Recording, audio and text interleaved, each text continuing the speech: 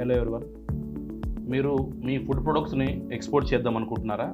So ఎక్స్పోర్ట్లో వచ్చేసి మీకు APEDA registration అడగడం జరుగుతుందా?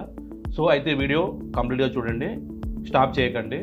ముఖ్యంగా మనకి అపెడా వచ్చేసి ఎవరు తీసుకుంటారంటే ఫుడ్ ప్రొడక్ట్స్ ఎవరైతే మ్యానుఫ్యాక్చరింగ్ చేసి ట్రేడింగ్ నెక్స్ట్ ఎక్స్పోర్ట్ ఎవరైతే చేస్తారో వాళ్ళు వచ్చేసి ఈ అపెడా రిజిస్ట్రేషన్ తీసుకోవడం జరుగుతుందండి. అపెడా అంటే agriculture and processed food products development authority. So ఈ అపెడా రిజిస్ట్రేషన్ వచ్చేసి ఈ ఫుడ్ ప్రొడక్ట్స్కి తీసుకోవడం జరుగుతుంది ఎవరైతే ఎక్స్పోర్ట్ చేస్తారో. సో ఈ ఎక్స్పోర్ట్ చేసేటప్పుడు మనకి ఈ షిప్మెంట్లో కానీ ఈ కస్టమ్లో కానీ మన కంపల్సరీ ఈ అపెడా రిజిస్ట్రేషన్ అనేది మ్యాండేట్ చేయడం జరిగింది. అపెడా రిజిస్ట్రేషన్ తీసుకోవాలంటే మన కేవైసీ అంటే మన Aadhaar card, PAN card, photo, current bill, డాక్యుమెంట్స్తో పాటు ఇంపోర్ట్ ఎక్స్పోర్ట్ కోడ్ అనేది కంపల్సరీ ఉండాలి. సో వీటిని ఆధారం చేసి మళ్ళీ వీటితో పాటు ఫుడ్ ప్రొడక్ట్స్ మనం ఎక్స్పోర్ట్ చేయాలంటే సెంట్రల్ ఎక్స్పోర్ట్ ఫుడ్ లైసెన్స్ ఉంటుంది.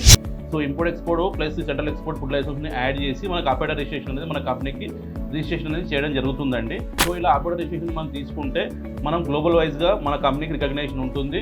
నెక్స్ట్ వచ్చేసి మనం సబ్సిడీ స్కీమ్లో మనం అలౌడ్ ఉంటాము మరియు మనం గ్లోబల్ మార్కెట్లో మన బ్రాండ్ని ఈజీగా మనం ప్రమోషన్ అనేది చేసుకోవచ్చు. సో ఇలా మనం చెప్పుకుంటూ పోతుంటే అపెడా రిజిస్ట్రేషన్ తీసుకోవడం వల్ల మనకు చాలా ఉపయోగాలు ఉన్నాయి. మనం ఆల్ ఓవర్ ఇండియా ఈ అపెడా రిజిస్ట్రేషన్ చేయడం జరుగుతుంది. మేము ఎక్స్ప్లెయిన్ చేసిన ఈ అపెడా రిజిస్ట్రేషన్ మీకు రిక్వైర్మెంట్ ఉంటే ఇది ఇచ్చిన వరకు కాల్ చేయండి, మ్యాక్స్ ద్వారా పూర్తి తెలుసుకోండి. Thank you.